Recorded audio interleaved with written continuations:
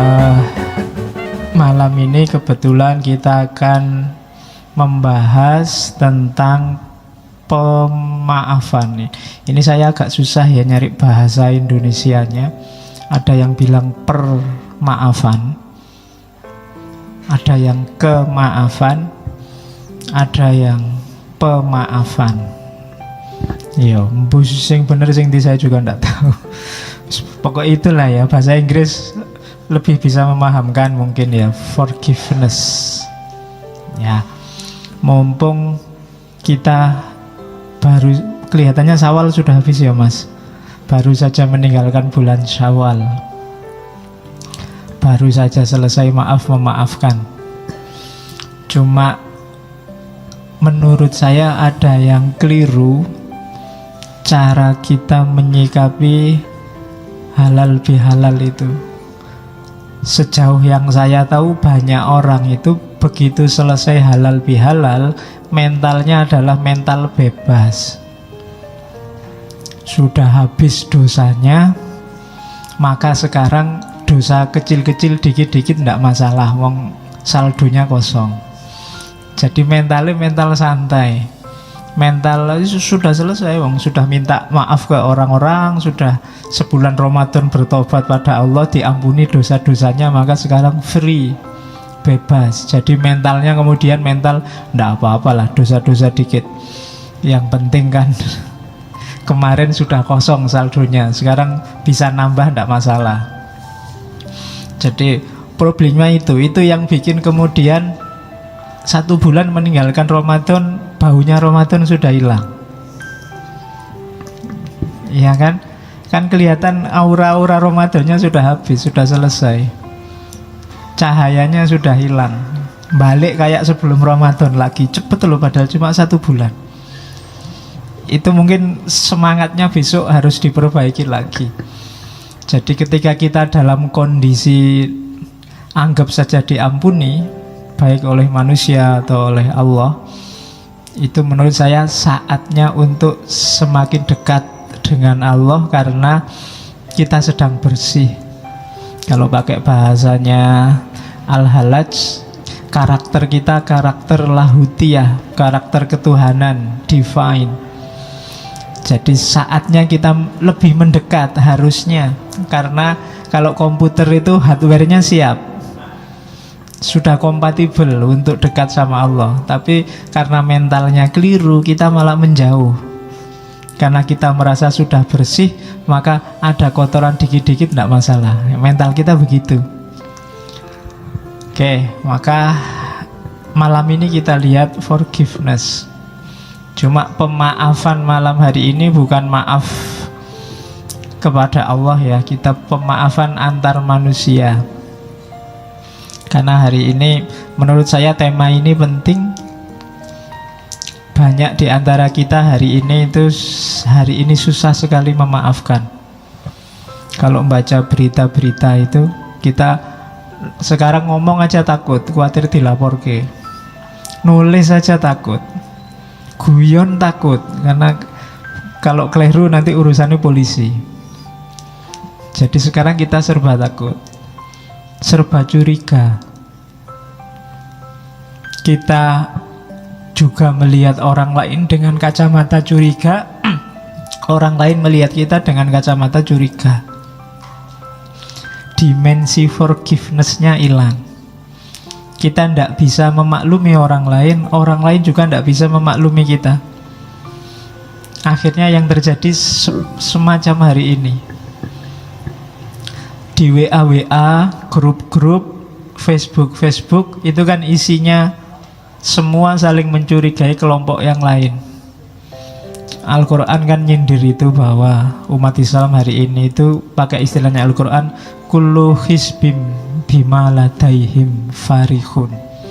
Setiap grup, setiap kelompok membanggakan grupnya masing-masing, kelompoknya masing-masing, dan saling mencurigai grup dan kelompok yang lain. Itu yang bikin hidup kita sekarang tidak enak. Makanya saya tidak pernah posting di wall-nya Facebook.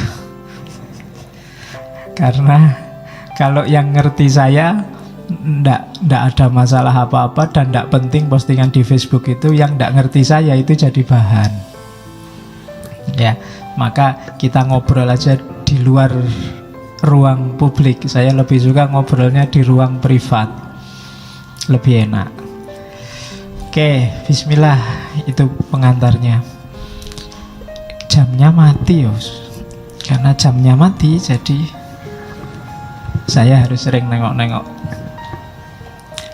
Oke, karena jangan sampai lewat jam 10. Kita mulai. Apa sih pemaafan itu? Maaf itu kata-kata yang akrab di mulut kita. Cuma jarang orang yang sampai masuk ke dalam memaafkan bener apa enggak. Sama kayak kemarin kebencian. Kebencian itu akrab dengan hidup kita sehari-hari, tapi kita tidak merasa bahwa dalam diri kita banyak kebencian. Maaf itu sering kita ucapkan, tapi kita jangan-jangan tidak tahu bahwa kita belum punya jiwa memaafkan. Ada banyak definisi tentang forgiveness, tapi saya suka definisi itu. Yang saya suka dari definisi itu, ada beberapa kata-kata yang menurut saya pas. Yang pertama, proses. Jadi maaf itu butuh proses. Susah maaf itu langsung. Kalau langsung itu biasanya bukan maaf. Mungkin basa-basi atau otomatis thought kayak kemarin. Nyenggol orang kesenggol deal. Maaf ya, itu biasanya enggak ada mikir panjang. Maaf beneran apa kayaknya enggak. Jadi ada proses pasti. Setelah proses, tapi proses ini proses yang disengaja. Kalau otomatis itu berarti tidak disengaja. Disengaja itu diniati benar.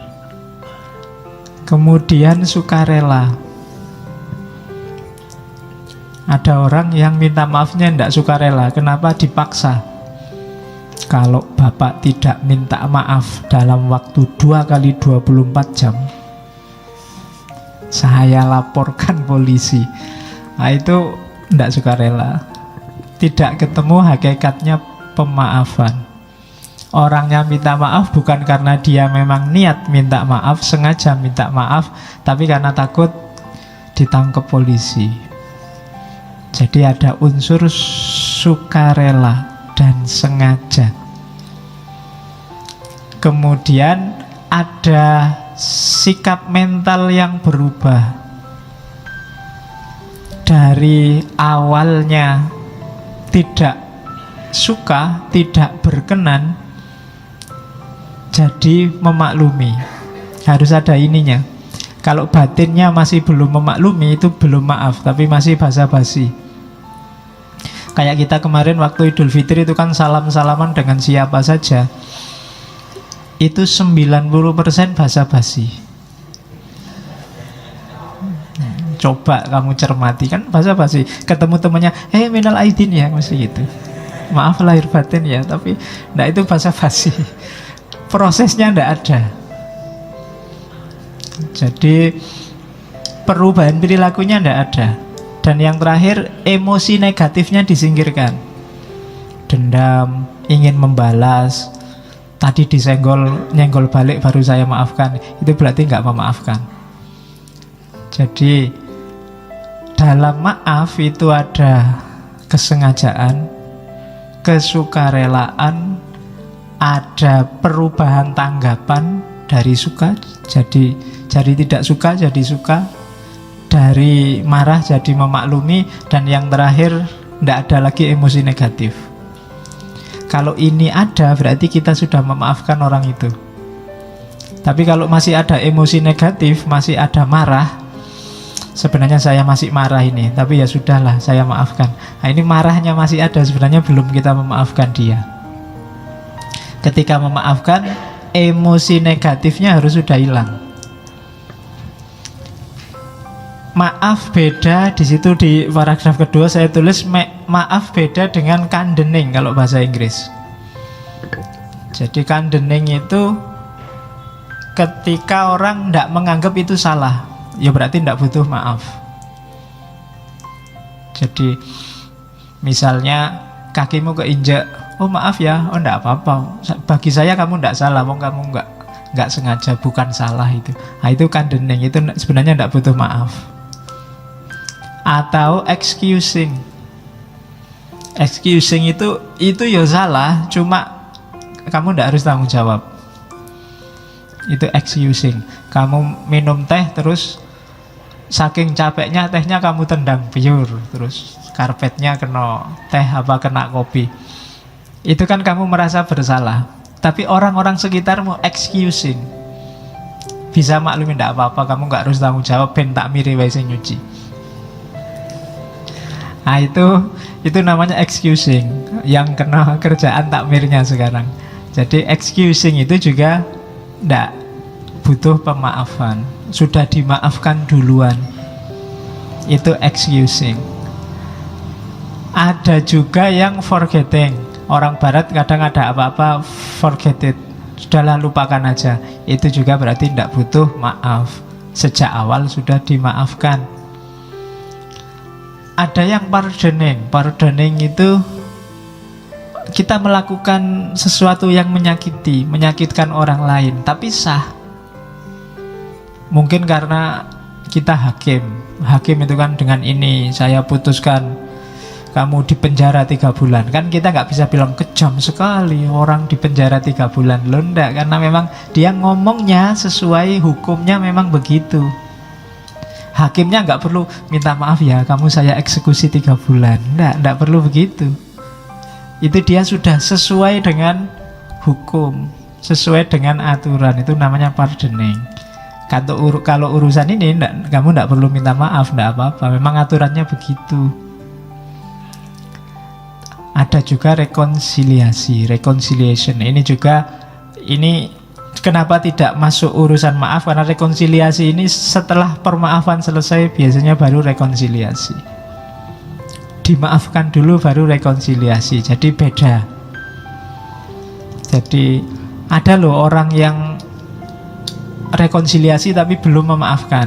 Hubungannya sudah pulih tapi kamu tidak saya maafkan, tak inget-inget besok kalau kamu. Nah itu berarti belum memaafkan. Tapi sudah rekonsiliasi. Masing-masing masih menyimpan dendam. Nah itu bisa. Tapi secara formal hubungannya sudah pulih. Kemarin kamu selingkuh, ya sudah, saya maafkan. Sekarang kita balik lagi. Tapi awas kamu besok. Nah itu diinget-inget. Berarti rekonsiliasinya enggak, tapi sebenarnya belum dimaafkan. Itu forgiveness. Jadi bukan condoning, bukan excusing, bukan forgetting, bukan pardoning, dan bukan reconciliation. Untuk urusan 1, 2, 3, 4, 5 itu kita tidak ada hubungannya dengan pemaafan.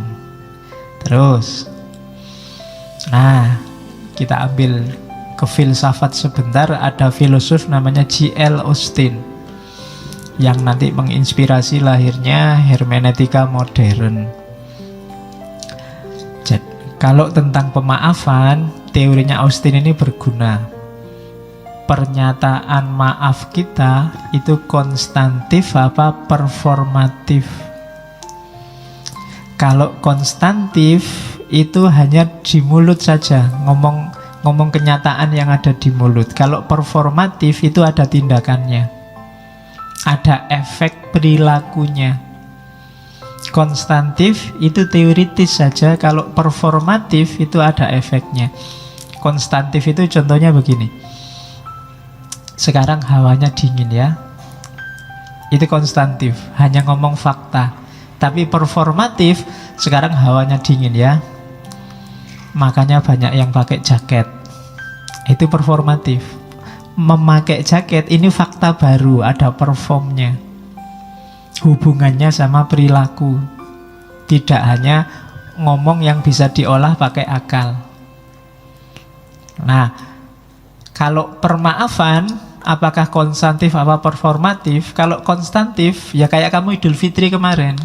Itu mohon maaf secara konstantif, hanya di mulut. Nggak ngefek. Setelah minal aidin atau sebelum minal aidin ya sudah kayak gitu perilakunya. Tapi kalau performatif, kemarin aku nggak suka kamu, sekarang setelah kita minal aidin wal faizin, perilakuku berubah padamu, aku mulai suka lagi. Nah, itu performatif. Konstantif itu urusannya kebahasaan, biasanya paling banter logika. Kalau performatif itu ada hubungannya dengan perilaku. Ada yang dilakukan, ada performnya, ada info barunya. Nah, maaf itu ada kalanya konstantif, ada kalanya performatif. Tinggal tergantung kita. Di awal tadi saya bilang kenapa cahayanya Ramadan cepat sekali hilangnya. Jangan-jangan Ramadan kita hanya Ramadan konstantif, kayak formalitas, ndak ngefek. Setelah dimaafkan balik lagi. Jadi kemarin kita puasanya nggak perform, ndak ada efeknya. Kan kita sering bilang gitu kan, tadi presentasinya bagus ndak? Saya ndak perform ya Pak, tapi presentasi sih, tapi ndak ada efeknya, sama aja. Itu ndak perform namanya. Nah, halal bihalal, maaf memaafkan, perform ndak, itu nanti kelihatan di perilakunya. Kalau ndak, berarti hanya konstantif. Ngaji ini hanya konstantif kalau jadi rutinitas, ndak ngefek. Malam Kamis saya yang ngaji Pak, sudah hampir sekian seri kita ngaji. Ada efeknya ndak Mas? Ndak tahu Pak, saya itu paham aja ndak Pak, apalagi efeknya misalnya. Nah itu berarti ndak perform. Konstantif ya. Oke, teori ini bisa dipakai untuk macam-macam. Kalau ini yang punya J.L. Austin. Oke, sebelum masuk ke teori-teori tentang pemaafan, ada beberapa miskonsepsi. Miskonsepsi itu yang pertama, pemaafan diartikan melupakan kesalahan dan menganggap tidak pernah terjadi apa-apa.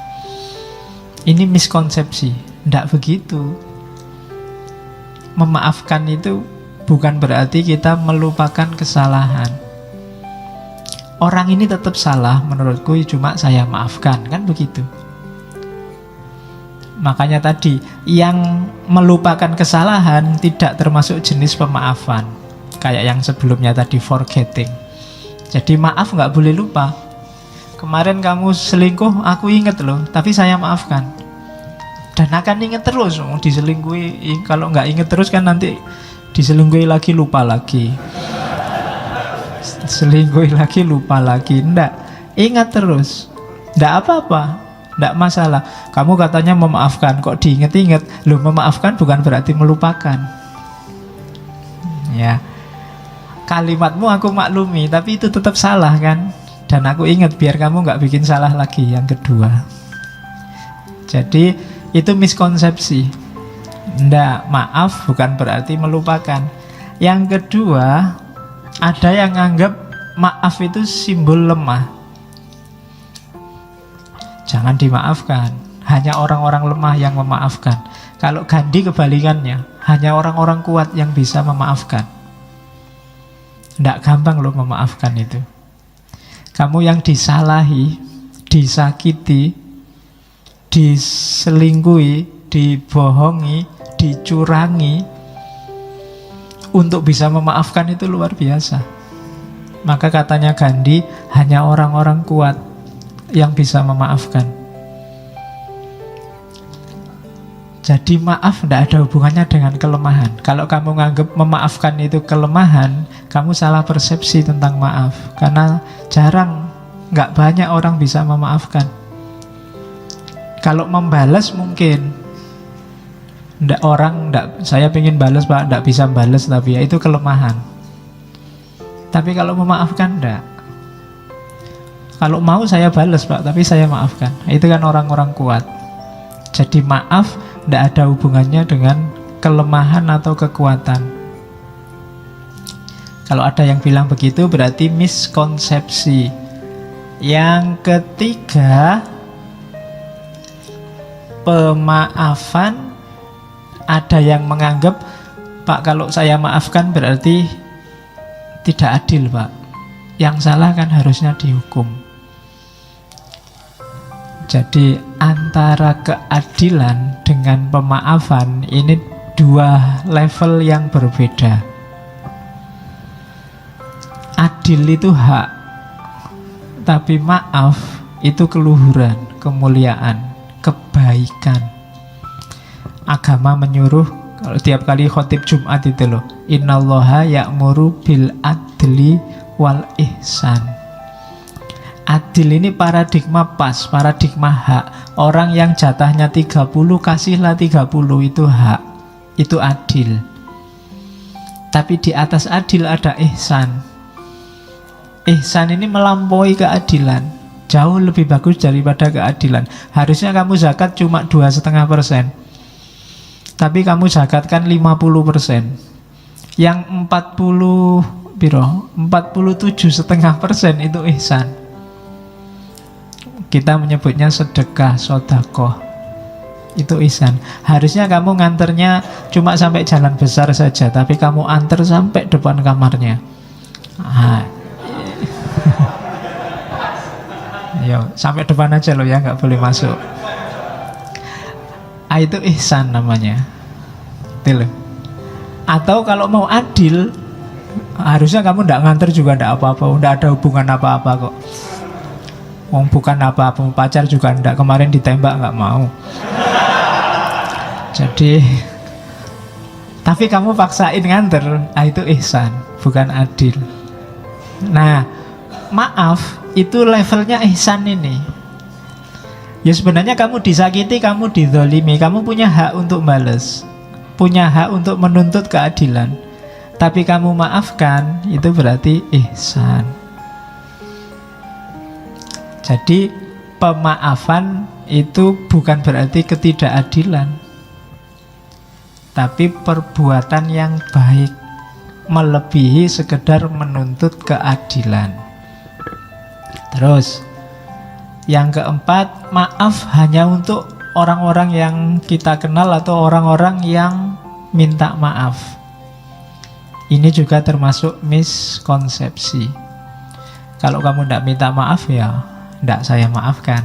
Nah, ini miskonsepsi juga. Ya kalau ada dia minta maaf, ya, tapi dia nggak minta maaf pun bukan berarti kamu tidak bisa memaafkan.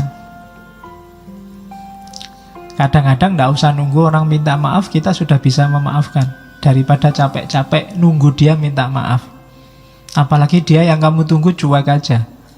Kamu capek nunggu kapan dia minta maaf. Habis waktu menunggu ngapain? Udah dimaafkan aja. Rencananya mau dimaafkan toh, ya sudah dimaafkan saja. Nggak usah nunggu-nunggu. Ini tak tunggu-tunggu nggak datang-datang minta maaf ya. Waktu kita habis untuk nunggu dia, ngapain? Wong dia nggak datang-datang. Sudah dimaafkan saja. Nah itu jadi nggak ada hubungannya dengan minta maaf. Terus yang keempat lagi, harusnya 5 itu. Oke. Maaf itu ada yang bilang bisa cepat dan mudah.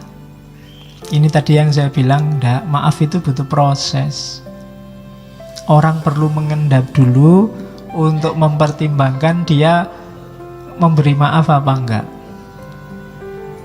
Kalau langsung dimaafkan itu biasanya tidak hakiki. Kayak tadi, hanya konstantif, hanya di mulut. Kayak kamu minal aidin wal faizin kemarin itu kan hanya di mulut. Kalau diproses serius, misalnya, Mas minta maaf lahir batin ya, sebentar, kamu punya salah apa padaku? Coba disebut satu-satu. Oh itu bisa nggak jadi dimaafkan. Ya kan? Jadi enggak, prosesnya nggak secepat itu, enggak seringkas itu. Ada tahapan-tahapannya nanti di belakang sebelum orang sampai benar-benar memutuskan untuk memberi maaf. Ya kecuali sama yang tidak kenal sama sekali, tidak pernah ketemu nih setahun sekali minal aidin, ya tidak masalah itu. Cuma kadang-kadang kan memang ada memanfaatkan momen, besok aja minta maafnya, kalau Idul Fitri pasti dimaafkan. Nah, itu formalitasnya. Coba kamu bilang beneran salahmu apa, tidak mesti dimaafkan. Itu ternyata dulu yang ngambil uangmu di situ aku. Pas tidak punya duit, ada uang kececeran, tak ambil. Sekarang minta maaf ya, bisa nggak jadi maafkannya. Jadi dia tidak cepet. Maaf itu yang serius, ada prosesnya. Kemudian yang kelima, maaf bukan berarti membolehkan atau menganggap baik perilaku yang keliru. Ada orang bohong, ya sudah kamu saya maafkan. Itu bukan berarti terus bohong itu boleh. Bohongnya jadi benar, enggak. Bohongnya tetap salah. Kejahatan yang dia lakukan tetap jahat. Cuma kita memaafkan dia. Besok jangan diulangi lagi, kan begitu. Kok besok diulangi lagi? Mungkin pertimbangan memaafkannya jadi lebih panjang lagi sebelum memaafkan. Jadi awas, jangan miskonsepsi. Ada 6 hal yang kita sering salah persepsi tentang pemaafan ini. Yang pertama, maaf bukan berarti melupakan kesalahan. Yang kedua, maaf bukan berarti kita lemah. Yang ketiga, maaf bukan berarti tidak adil. Yang keempat, maaf tidak hanya untuk yang minta maaf. Yang kelima, maaf itu ada prosesnya. Dan yang terakhir, maaf tidak membuat perilaku salah jadi benar. Nah, ini miskonsepsinya. Sebelum kita masuk ke teori maaf memaafkan. Nah, selanjutnya kita lihat manfaatnya dulu. Yang pertama, mengapa harus memaafkan? Alasan pertama kenapa harus memaafkan itu biar kita ringan hidup kita. Hubungannya sama dendam, kebencian minggu lalu, itu kan sangat berat untuk psikis kita. Jadi kita minum racun, kayak minggu lalu kan ada pepatah, kebencian itu kita minum racun dan ingin orang lain yang mati. Ya kan, kita kan yang berat. Kalau kita nggak memaafkan orang lain, itu kan kita simpan kemarahan kita simpan kebencian kita di dalam. Tiap hari kita hidup dengan itu. Ketemu yang kita benci, ketemu yang tidak kita sukai, terus jadinya kan tegang. Nggak jadi lewat, terus lewat ke sana. Sudah mau lewat nggak jadi lewat, mau ke sana nggak jadi ke sana, mau masuk ke warung ada dia nggak jadi. Energi kita habis untuk itu. Mau berangkat ngaji, itu mesti dia duduk paling depan. Tiap hari bikin aku kecewa. Aku datang terakhir-terakhir aja, nggak usah lihat. Misalnya, kan kita capek sendiri. Hal-hal yang nggak penting, hal-hal remeh-temeh, jadi beban. Maka begitu kita maafkan, kita ringan sudah. Membuang separuh beban di kepala dan di hati kita. Kemarahan, dendam, otomatis tersingkir. Seperti saya bilang minggu lalu, bahwa di antara yang selalu bikin kita sibuk berpikir, itu adalah yang kita cintai dan yang kita benci. Padahal yang kita cintai dan yang kita benci itu tidak mesti mikir kita. Loh iya loh, kalau kamu seneng sama orang kan tiap hari siang malam kamu pikir, wong dia ndak mikir apa-apa tentang dirimu. Benci sama orang juga begitu. Siang malam kita pikir dia nggak mikir apa-apa, dia cuek sama kita. Jadi rugi kita, rugi energi, rugi waktu, rugi tenaga, rugi pikiran. Eman-eman, mending dibuang saja. Kalau menurutmu itu barang jelek, barang tidak penting, kan harus dibuang. Nggak usah disimpan. Kalau disimpan nanti baunya tidak enak. Jadi Jadi buanglah sampah pada tempatnya. Kalau gitu kita anggap sampah, jangan disimpan di sini. Oke, itu manfaatnya. Maka maafkanlah. Terus maaf itu menyembuhkan. Maaf itu membuat kita maju. Bahasanya anak hari ini bikin kita move on. Kalau kamu tidak memaafkan, kamu tidak move on. Kamu terjebak oleh masa lalu. Padahal kamu hidup di masa kini, menuju masa depan. Jadi maaf membuat kita bebas dari luka masa lalu. Sudahlah, dibuang saja. Meskipun tidak harus dilupakan, kita ambil pelajaran. Kayak tadi, tidak harus dilupakan. Kenapa? Biar kita jalannya memang ke depan, tidak ke belakang. Kalau kita hanya lihat ke belakang saja, ya nanti kita nggak bisa jalan ke depan. Sekali-sekali belakang itu buat pelajaran, tapi jangan fokus ke sana. Kayak naik motor itu loh. Belakang itu kan dilihat sekali-sekali pakai spion. Nggak usah kamu lihat terus. Kalau naik motor kamu lihat spion terus ya nabrak. Sekali-sekali ngelirik ke belakang.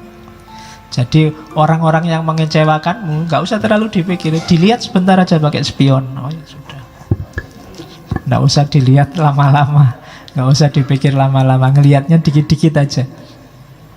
Biar kamu bisa maju. Kalau enggak, kamu mandek di situ, stuck di situ, nggak bergerak, nggak bisa maju. Maka yuk dibebaskan segala yang mengganjal selama ini. Benci terhadap siapapun, apapun. Wong untungnya apa? Hari ini kan kita kadang aneh-aneh, tidak ada hubungannya sama sekali sama hidup kita. Ikut-ikutan kita benci, ikut-ikutan kita maki-maki. Di WA, di Facebook itu kan marak sekarang. Ngapain? Wong yo entah yang bener yang mana kan jauh itu sama kehidupan kita. Ya ada pengaruhnya, cuma kan tidak banyak.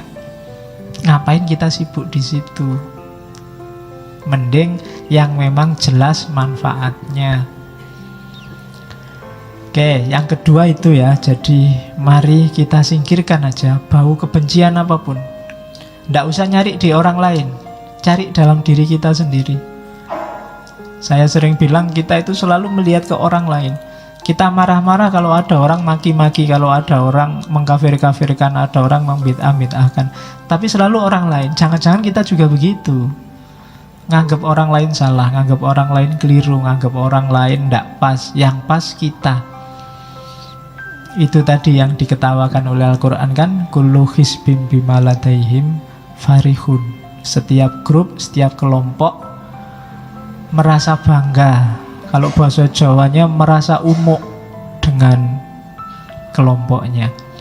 Maka kita hindari itu, kita bersihkan aja diri kita dari hal-hal yang tidak penting. Di antara cirinya orang baik kan ada hadisnya, min khairi husnil mar'i tarkuhu malayakni. Di antara ciri orang baik itu meninggalkan yang tidak ada hubungannya dengan dirinya. Terus yang ketiga, maaf itu membawa harmoni, kesatuan, kehidupan yang baru. Itu jelas. Karena tidak mungkin ada yang baru kalau kita terlalu berat dengan beban lama. Tidak mungkin kita bisa lari maju kalau beban kita hari ini terlalu berat.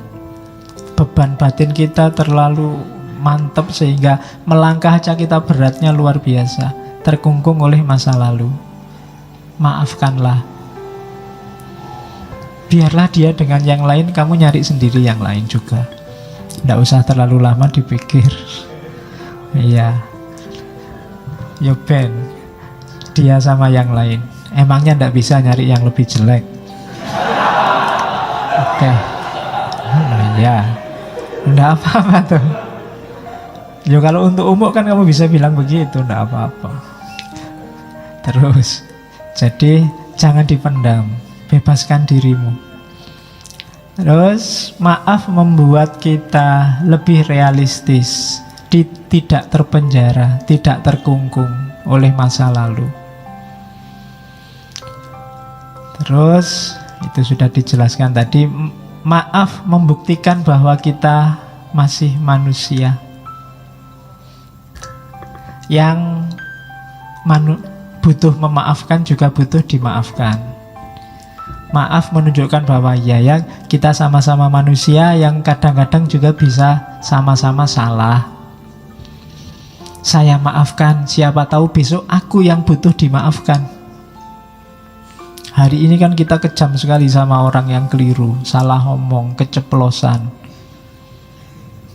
Kita tidak memaafkan, mau semua kita laporkan ke polisi. Mbok coba, jangan-jangan besok kita yang keceplosan ngomong, jangan-jangan besok kita yang salah bicara. Kan sengsara juga kalau tiba-tiba salah ngomong terus dilaporkan polisi. Wong tadi niatnya guyon ya, tapi karena sudah terlanjur benci ya dilaporkan polisi. Jangan-jangan besok menimpa kita juga, maka hendaklah kita budayakan memaafkan. Kalau orangnya sudah memang minta maaf, ya kita maafkan. Karena siapa tahu besok kita yang butuh dimaafkan. Jadi peradaban yang saya bilang tadi, pemaafan itu levelnya tidak hanya level adil. Ya memang adilnya orang salah itu dihukum. Cuma pemaafan itu melampaui adil. Dia ada di level ihsan. Kan lebih enak jadi orang mulia. Di atasnya sekedar adil. Jadi maaf menunjukkan bahwa kita ini manusia bisa salah. Kalau orang lain minta maaf, ya kita maafkan. Karena siapa tahu besok kita yang butuh dimaafkan. Yang terakhir di catatan saya, mengapa harus memaafkan? Maaf itu membuat kita punya energi lebih. Yaitu logikanya matematika. Kemarin energi kita pakai untuk membenci orang, untuk merancang balas dendam ke orang yang membuat salah pada kita. Ini kan energinya besar. Energi besar ini begitu kita memaafkan, bisa kita manfaatkan ke yang lain, yang lebih penting, yang lebih manfaat daripada pikiran yang negatif, rancangan hidup yang negatif hanya untuk balas dendam, hanya untuk membenci orang lain. Sudahlah, kita maafkan saja, kita rancang hidup kita secara lebih positif dengan energi yang fokusnya ke sana. Itu manfaatnya memaafkan. Alasannya itu. Jadi kalau ada yang tanya mengapa harus memaafkan, yang pertama, kamu akan lebih tenang. Yang kedua, kita tidak akan terkungkung oleh masa lalu. Yang ketiga, ya biar hidup ini lebih cerah, lebih harmonis. Yang keempat, ya memang kita masih manusia. Manusia itu tempatnya khilaf, tempatnya salah, maka kita memaafkan, siapa tahu besok kita yang butuh dimaafkan. Dan yang terakhir, dengan memaafkan, energi kita untuk membenci, untuk balas dendam, untuk ingat-ingat salahnya orang lain bisa dimanfaatkan ke arah yang lebih positif. Maka budayakan hidup memaafkan. Tapi ada kalanya orang tidak mau memaafkan. Banyak alasannya, di catatan saya ada beberapa. Mengapa ada orang tidak memaafkan? Jawabannya kayak tadi. Orang menganggap memaafkan itu lemah. Orang lebih memilih hidup harus adil. Salah ya dihukum, keliru ya harus dikasih sanksi. Jadi ada yang pakai argumen itu. Agama kan ada hitung-hitungannya. Kalau orang minum khamr, hukumannya semacam ini. Kalau orang zina, hukumannya semacam ini. Nah, ini tuntutan adil. Itu bikin orang tidak memaafkan. Jadi paradigma adil apa tidak boleh? Ya boleh. Cuma levelnya beda dengan pemaafan tadi. Agama kan ada itu banyak hukum-hukum syariat. Harus begini, harus begitu kan itu. Ya dilihat konteksnya. Dalam banyak kasus Nabi lebih memilih paradigma pemaafan dibandingkan paradigma penghukuman, dibandingkan paradigma sekedar keadilan. Maaf itu kan banyak cerita, banyak yang tawanan perang harusnya dihukum mati, adalah disuruh ngajar aja. Waktu Fathu Mekah itu kan kafir Quraisy kan disuruh diampuni semua. Musuhnya yang paling besar, rumahnya malah dijadikan suaka. Barang siapa masuk rumahnya Abu Sufyan, dia aman. Itu Nabi Muhammad, paradigma memaafkan. Suatu ketika ada anak muda yang menghadap pada Nabi. Dia ngaku, Nabi, saya kemarin baru saja zina. Nah, itu jarang ya ada kayak gini hari ini. Iya.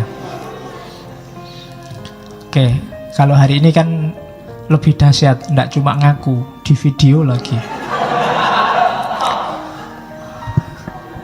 Nah, ya.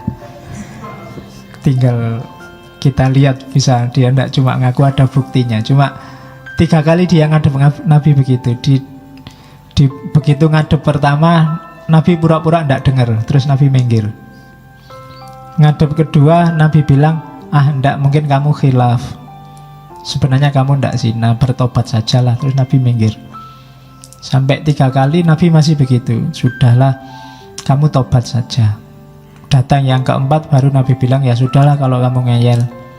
Dia minta dirajam, karena hukumannya orang zina itu kan rajam. Nabi bolak-balik bilang tobatlah. Itu kan maksudnya paradigma yang lebih tinggi dari bahasa adil. Tapi pemuda ini milih adil saja. Ya wis, kalau mau rajam ya rajamlah, kamu sendiri yang mau. Jarang yang kayak gini anak muda sekarang. Oke, begitu dirajam, lemparan pertama, kedua, baru dia teriak-teriak, waduh Nabi ternyata sakit, masih boleh tobat enggak?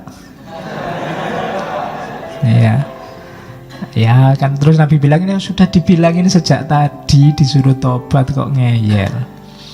Akhirnya diizinkan untuk bertobat. Ya lihat situasinya, mungkin menurut Nabi eman-eman ini anak muda harapan bangsa. Iya. Oke. Itu memerlukan kecerdasan ya membaca kisah-kisahnya Nabi itu. Ada beberapa kisah yang harus diletakkan di wadahnya. Jangan dikeluarkan, harus hati-hati membacanya. Nanti jangan-jangan baca ini, wah kalau gitu besok zina aja lah terus tobat. Yo, konteksnya beda. Anak ini mungkin menyesal beneran sampai ngadep Nabi minta dirajam. Itu kan menunjukkan dia memang sangat menyesal. Diulang sampai 3 kali menunjukkan benar dia memang ingin tobat. Tapi kalau kamu mungkin beda urusannya, pingin dolanan hukum mesti. Oke. Kalau orangnya memang niatnya pingin main-main hukum, mungkin sama Nabi dirajam beneran. Cuma ini kan lihat anaknya masih muda. Nah, itu paradigma memaafkan, melampaui hukum pasti, melampaui hudud kalau dalam syariah, dimaafkan.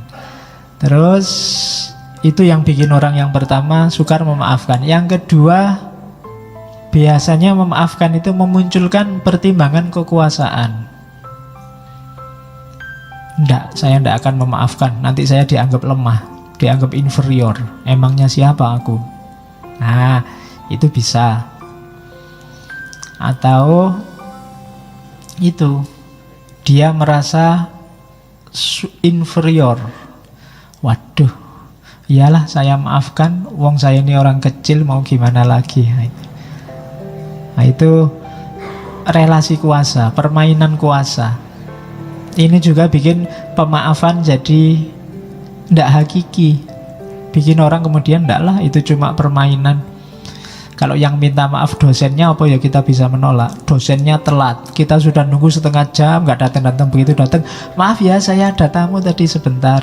Masuk, enggak pak, enggak, saya maafkan. Masuk betul.